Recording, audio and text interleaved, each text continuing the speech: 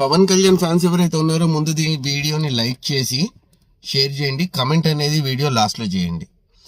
పవన్ కళ్యాణ్ ఈ మధ్య చేస్తున్న పనులు ఎలా అయితే ఉన్నాయో టోటల్ ఆంధ్రాలో ఒక్కొక్కళ్ళకి వణుకు అనేది పుడుతోంది. ప్రజెంట్గా ఏదైతే పేకాట గురించి తను సీరియస్ అయ్యి టోటల్ ఆంధ్రప్రదేశ్లో పేకాట క్లబ్లు ఎక్కడైతే ఉన్నాయో వాటన్నిటినీ కూడా క్లోజ్ చేయమని చెప్పేసి డీజీపీ దగ్గర నుంచి ఏవైతే ఆర్డర్స్ ఇప్పించారో, డబ్బులు బాగా ఉండి దాన్ని ఒక వ్యసనంలాగా ఆడి పోగొట్టుకుందాం అనుకున్న వాళ్ళు హైకోర్టుకు కూడా వెళ్ళారు. వెళ్ళిన వాళ్ళు చెప్పింది ఏంటి అంటే, మేము దీన్ని డబ్బులతోటి కాకుండా ఒక ఇంట్రెస్ట్ తోటి, ఒక రిలాక్సేషన్ తోటి ఆడతాము, దీనికి మాకు పర్మిషన్ ఇవ్వండి.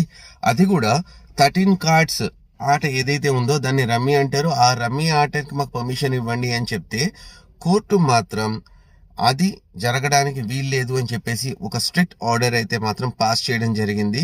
దీంతో పేకాట క్లబ్బులు ఏవైతే ఉన్నాయో కాకినాడ, విజయవాడ, గుంటూరు, విశాఖపట్నం ఇలాంటి రీజన్స్లో ఉన్న టోటల్ గ్యాంబ్లింగ్ ఇన్స్టిట్యూషన్స్ అన్నీ కూడా ఇప్పుడు క్లోజ్ అయ్యే పరిస్థితికి వస్తుంది. దీంతో లోకల్ జనాలు సంతోషపడుతున్నారు.